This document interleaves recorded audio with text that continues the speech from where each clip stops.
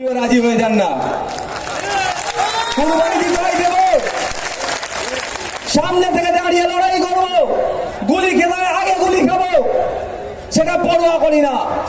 কিন্তু একটা কথা বলে যায়, যদি আপনারা আমাদেরকে সুযোগ দেন তাহলে যে জিনিসগুলো করবো নিশ্চয়ই আপনারা বলছি আপনি শুনবেন। যদি আপনারা আমাদেরকে সুযোগ দেন, বিশেষ করে আমাকে যদি সুযোগ দেন, আপনারা যদি ভোট দিয়ে কাম চিহ্নে আমাকে জয়যুক্ত করেন, সর্বপ্রথম আমার কাজ হবে বড় আবাদ ফিশারির নাম শুনেছেন না? জোরে বলুন না। শুনেছেন না? যারা মৎস্যজীবী ছিল সেখানে 104টে পরিবার মৎস্যজীবী থাকছিল, তাদেরকে বিগত 10 বছর ধরে কম বেশি উৎখাত করে রেখেছে। ওই ফিশারি থেকে যাদের সংসার চলতো তাদেরকে ওখানে নিয়ে এসে আমি আবার পুনঃ প্রতিষ্ঠিত করব, তাদেরকে কর্মসংস্থানের ব্যবস্থা করে দেব। যদি আপনারা আমাকে সুযোগ দেন তাহলে বড় ফরেস্ট ফিশারির নাম শুনেছেন না আপনারা? আপনাদের এলাকার ফিশারি তো, সেখানে কম বেশি 200টা পরিবার ওই ফিশারি থেকে তাদের পরিবারের দিন চলতো। সেখান থেকে এই তৃণমূলের কিছু দুর্নীতিগ্রস্ত নেতারা তাদের হাতে নিয়ে ওই সমস্ত 200 পরিবারকে সেখান থেকে উচ্ছেদ করে দিয়েছে। যদি ভাঙড়বাসী আমাকে সুযোগ দেয়, আমার কাজ হলো বড় ফরেস্টের ফিশারির যারা বিগত দিনে কাজ করত, যারা মৎস্যজীবী, তাদেরকে সেই জায়গায় পুনঃ প্রতিষ্ঠিত করা। ভাবতে অবাক লাগে, স্বাধীনতার পর থেকে ভাঙড়বাসী 2বার স্বাস্থ্যমন্ত্রী পেয়েছিল। অনেকের হয়তো ইতিহাস জানা আছে, অনেকের জানা নাই, তো জেনে নিন। ভাঙড়বাসী 2বার স্বাস্থ্যকে মন্ত্রী পেয়েছিল এই ভাঙড় থেকে। কিন্তু দুঃখের বিষয়, ভাঙড়ে একটা উন্নত মানের হসপিটাল আছে নাই কেন ভাই?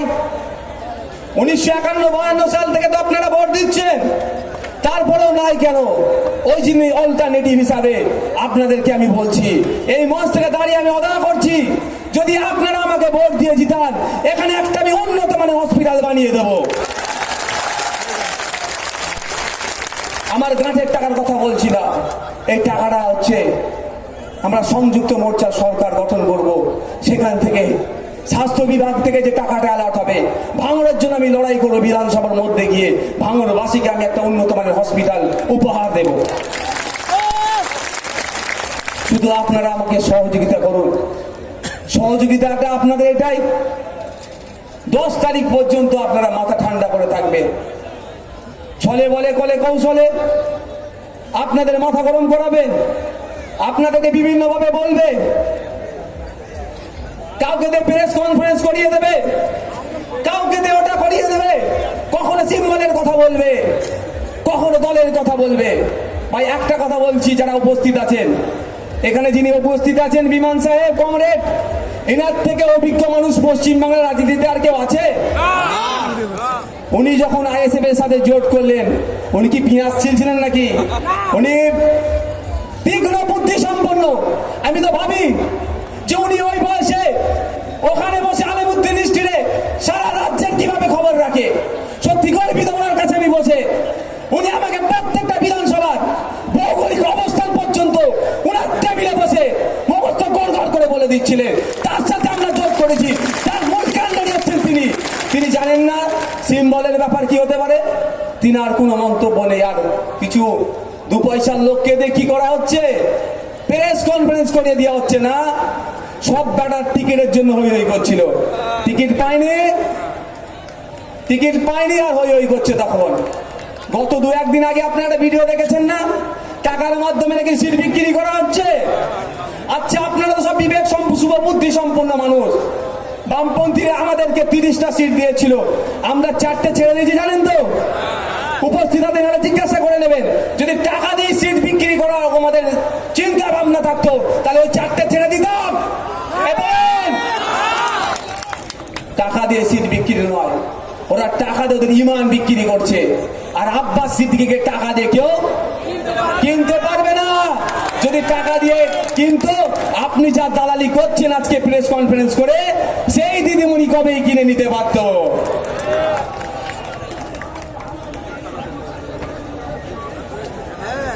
উপস্থিত জনগণ, সবার উদ্দেশ্যে বলছি,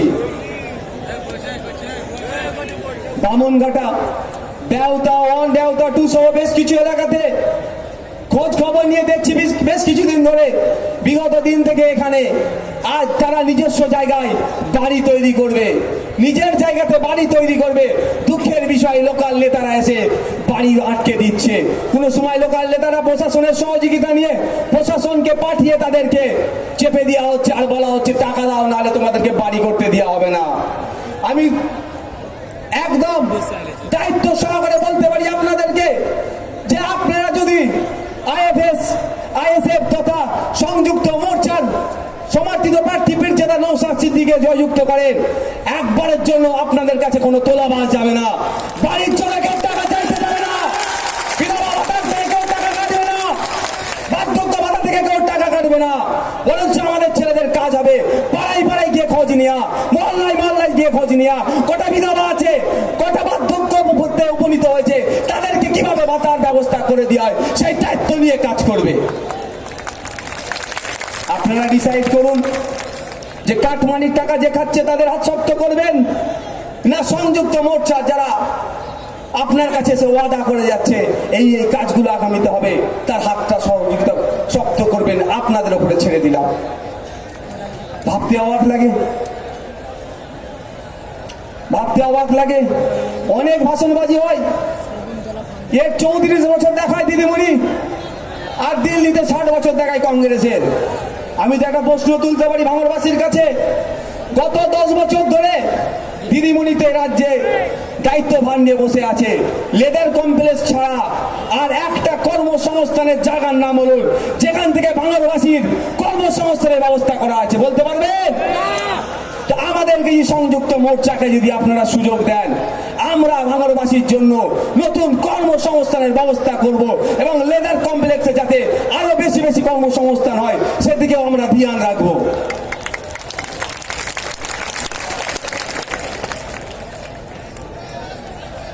এটা সবজি বাজার, এই বাজারের ঐতিহ্য আছে, বিশেষ করে ভাঙড়ের মানুষের একটা ঐতিহ্য আছে। ভাঙড় কৃষি প্রধান এলাকা। দুঃখের বিষয়, এত বড় কৃষি প্রধান এলাকা হওয়া সত্ত্বেও এখানে একটা কোল্ড স্টোরেজ নাই।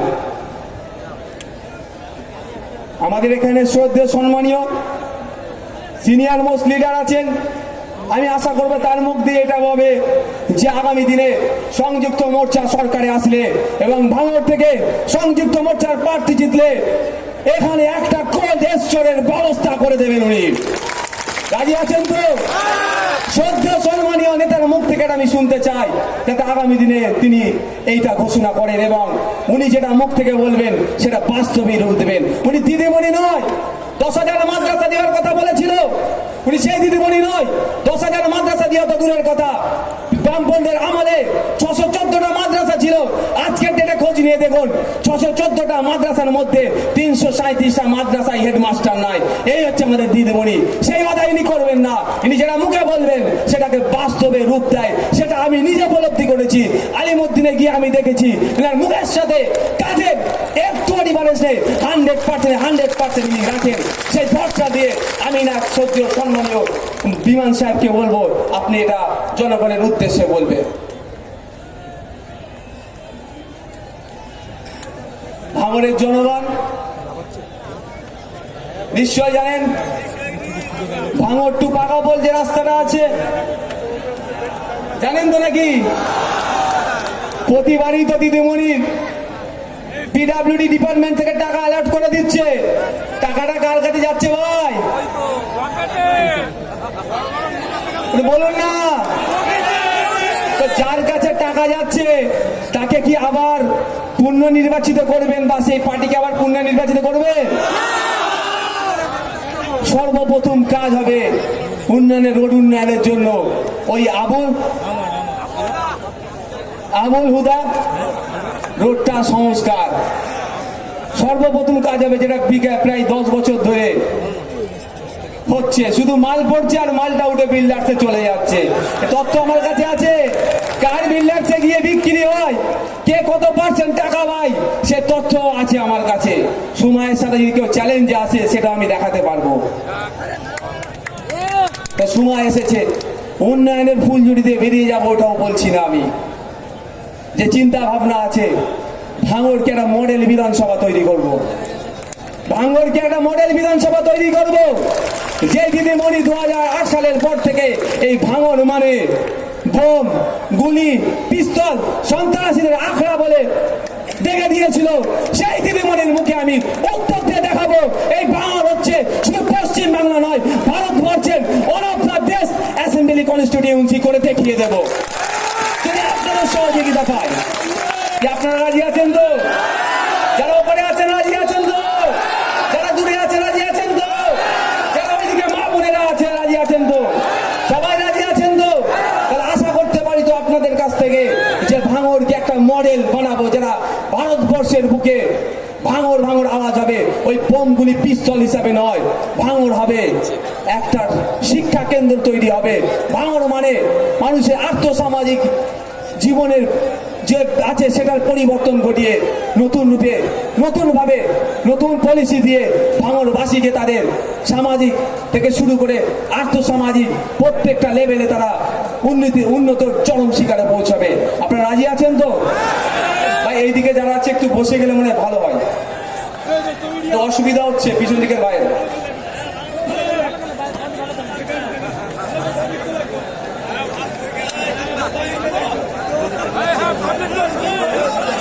একটু বসে গেলে ভাই ভালো হয়, সবার সুবিধা হবে।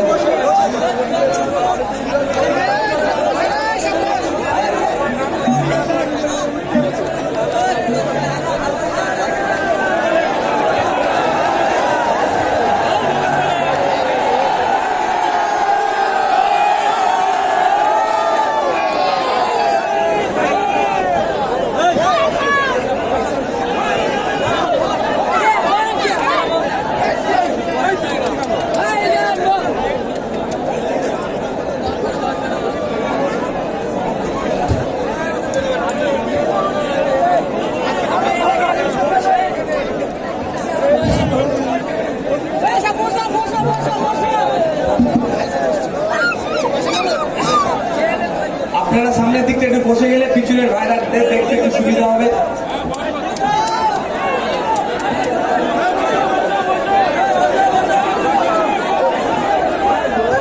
উপস্থিত ভাঙড়বাসী প্রত্যেকের উদ্দেশ্যে একটা প্রশ্ন ছুড়ে দিচ্ছি, এক বাক্যে কিন্তু আপনারা উত্তর দেবেন।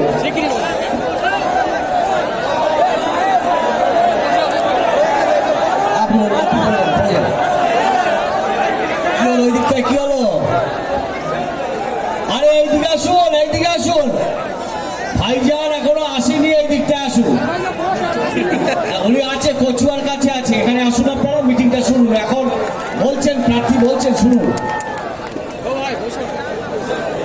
আপনি বলুন। আপনারা 1951 সাল থেকে ভোট দিয়ে একাধিক এমএলএ কে সুযোগ দিয়েছেন কাজের জন্য। একবার কি আমি আপনাদের কাছ থেকে ভালোবাসার দাবি হিসাবে এটা চাইতে পারি না যে এবার আমাকে ভোটটা দিন? এটা চাইতে পারি তো? তাহলে ভোটটা যদি আমাকে দেন আমি কয়েকটা কথা বলে শুনতে পারবেন তো? কোন রকম কারো কথাই মাথা গরম করবেন না তো? সে যেই হতে পারে, সে আমাকে হয়তো দুটো গালি দিচ্ছে, আপনারা কেউ মাথা গরম করবেন না তো? কারণ যখন খেলা হবে বলছে না, ফুরফুরা শরীফ থেকে একটা বক্তব্য দিয়েছে একজন, যে খেলতে গেলে কি বলছে, পায়ে ল্যাং মারবে। কারা ল্যাং মারে জানেন? কারা ল্যাং মারে বলুন তো? কারা ফাউল করে বলুন তো? যারা হেরে যায়, যারা জিতার চিন্তা ভাবনা নিয়ে ময়দানে নামে, তারা ফাউল করে না। তাদের স্কিল আছে, তাদের স্পিড আছে, তারা জিতে বেরিয়ে যাবে। যারা পারে না পেছন দিক থেকে জার্সি টেনে ধরে। অনেক ক্ষেত্রে দেখেছি জার্সি ছিঁড়ে গেছে, কে গোল করে দিয়ে এসেছে, আমিও জার্সি ছিঁড়ে গেল গোল করে দেবো, লক্ষ্যে পৌঁছাবো। যে কথা ওয়াদা করেছি আমার জীবন থাকতে আমি সেটা পূরণ করে আপনাদের দেখাবো।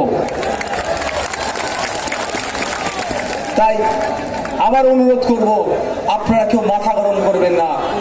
কারণ সুপরিকল্পিতভাবে একটা পরিকল্পনা নিচ্ছে তারা, সে আপনাদের বিভিন্নভাবে মাথা গরম করিয়ে দিয়ে আপনাদেরকে এই যে কনসেন্ট্রেট করছেন আপনারা, যেটা করতে হবে এটাকে তারা ডাইভার্ট করে দেওয়ার চিন্তা ভাবনা করছে, যাতে করে ভোটের বাক্সে ওদের জন্য লাভবান হয়, আমাদের জন্য ক্ষতি হয়। দেখুন, উপস্থিত যারা আছেন প্রত্যেকের উদ্দেশ্যে বলবো, এখানে আমাদের অনেক মা বোনেরও সংখ্যা আছে, দূরে আছে, স্টেজেও আছে, সাথে সাথে যারা উপস্থিত হয়েছেন প্রত্যেকের কাজ হচ্ছে প্রত্যেকের পরিবার কাছে গিয়ে বোঝানো এবং তার আত্মীয় স্বজন এই বিধানসভায় যারা আছে প্রত্যেককে বুঝিয়ে দেওয়া একটাই কথা, কি বলুন তো, খাম চিহ্নে কোনো চিহ্ন আর দেখবো না, খাম চিহ্ন ছাড়া আর কোনো চিহ্ন দেখবো না। কারণ ফুল চিহ্ন তো অনেকদিন রেখেছিলাম ভাই, এটা তো নিশ্চয় জানেন, দীর্ঘক্ষণ ফুল থাকলে পচে যায়, গন্ধ বার হয়, সে ফুলকে কি করতে হয়, ফেলে দিতে হয়। তো পশ্চিমবাংলার মানুষ দুই ফুলকেই বর্জন করছে, দীর্ঘদিন হয়ে গেছে, একজনের 10 বছরের ওপরে, ওইখানে 6 বছর, এদের ফুলকে কি করতে হবে, ফেলে দিতে হবে। দুটো ফুলই এক জায়গায় আছে, একের পচন থেকে অপরের পচন লেগেছে, কারণ 1998 সালে এক ফুল থেকে একের ফুলের জন্ম হয়েছে। এটা কে বলছে, আমি বলছি না ভাই, কে বলেছে, শোভন দা কদিন আগে স্টেটমেন্ট দিয়েছে যে বিজেপির ইশারাতেই তৃণমূলের জন্ম হয়েছে। ভাই, যার ইশারাতে জন্ম হলো সে তার জন্মদাতা বাপ আর মার বিরুদ্ধে কথা বলতে পারবে? বিজেপি ইশারাতেই তৃণমূলের জন্ম হয়, আর তৃণমূলের নেতারা কি বলছে, যে তৃণমূলই পারবে বিজেপিকে রুখতে। না, এটা তোর পাড়ার কথা, তো পাড়ার চায়ের দোকানে বসে বলবি, আর ওপরে দেখবি মোটা ভাইয়ের ছেলে আর তোদের ভাইপো দুটোই এক হয়ে গেছে তোদেরকে শোষণ করার জন্য। আর সব থেকে ভালো জিনিস আমাদের দলে না, সংযুক্ত মোর্চায় না আছে পিসি, না আছে মোটা ভাই, আর না আছে ভাইপো। তার মানে কি বলছি বুঝতে পারছেন না? এখানে কোনো দুর্নীতির জায়গা নাই। দুর্নীতি করেছিল কে বলুন তো? রাজ্যসভার এমপি ছিল, তাকে তারিনারা দল থেকে বহিষ্কার করেছেন। আর আমরা যারা দুর্নীতি করেছিল তারা দল থেকে বহিষ্কার করে দিয়েছে, এই ক্ষমতাটা ধরে রাখে। শতরূপদা বক্তব্য দিতে দিতে কি বলেছে, দিদিমণি বক্তব্য দেয় আর পিছন দিকে তাকায়, কেন, কি আবার পালাচ্ছে নাকি? যারা উপস্থিত আছেন একটা প্রশ্ন করছি, যারা গিয়েছে ভোটের আগে চলে গিয়েছে, আর ভোটের পরে যারা যাবে তাদের আপনারা কিছু করতে পারবেন? আজকে চোখ কান বন্ধ করে ভোট দিচ্ছি, দিদিমণি কি বলছে, দিদিমণিকে দেখে ভোট দিচ্ছি। দিদিমণির তো এত কথা চলে গেল, কিছু করতে পেরেছে? আর ভোটের পরে যদি কেউ চলে যায় সেগুলো কি করবে? আর যেতে বাধ্য। মণিপুরে সরকার ভেঙে গিয়েছিল, সরকার ভেঙে গিয়েছিল, সরকার ভেঙে দেওয়ার পরে সন্ধ্যা হয়নি, আবার সেই বিধায়কগুলো রাজ্যপালের কাছে এসে হাজির যে না, আমরা বিজেপির সাথে সংসার করব। কারণটা কি জানেন? সকালে সরকার ভেঙেছে, দুপুরে সিবিআই কে পাঠিয়ে দিয়েছে মোটা ভাই। আর এখানকার যারা আছেন বাংলার মানুষ নিশ্চয় জানেন দিদিমণির দলের বিধায়কগুলোর অবস্থা কি, কে কি কোথায় কি করেছে। যখনই ভোটে জিতবে মোটা ভাই দিল্লি থেকে ফোন করবে, আর আমার দলে যোগদান করবি না, তোকে সিবিআই পাঠাবো। তাই কি করবে তারা? রাজ্জাক মোল্লা থেকে বাদ রাখবে? জোরে বলেন না। তাহলে স্বচ্ছ দুর্নীতি মুক্ত যারা আছে, শতরূপদা আছে, নওশাদ সিদ্দিকী আছে, শাহাবুদ্দিন সিরাজি আছে, যাদের উপরে কেউ আঙুল কোনোদিন তুললেনি, আর ইনশাআল্লাহ আগামীতেও কেউ তুলতে পারবে না। আপনারা তাদেরকে নির্বাচিত করুন, তাদেরকে দেখে নির্বাচিত করুন, যে এরা টাকাই বিক্রি হবে না, ভালোবাসায় বিক্রি হবে। ভালোবাসা যদি বিক্রি হতে না পারে তাদেরকে আপনারা নির্বাচিত করবেন না, টাকার পিছনে ছুটবেন না, কারণ টাকা দিয়ে সবকিছু করা যায় না, ভালোবাসা দিয়ে সবটাই সম্ভব। এই আপনাদের ভালোবাসা পেয়েছি বলে শুধু ফুরফুরাশিব থেকে এসে এখানে আমি দাঁড়িয়ে গেছি, ভাঙনের মানুষকে কিছু করব মানুষের জন্য, এটাই ভেবেছি, শুধু ভালোবাসার জন্য। সুতরাং বক্তব্যের প্রায় অন্তিম পর্যায়ে এসে পৌঁছেছে, একটা কথা বলে শেষ করব।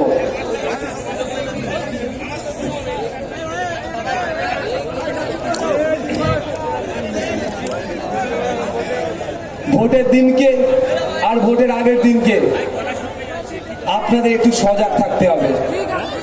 ভোটের আগের দিন রাত্রি এসে বাড়িতে বাড়িতে বলে যাবে না তো স্লিপ চেক করবো, তাই তো? আসবে যে আর সে না, জোরে বলুন না, যদি কেউ আসে দেখাতে কি হবে?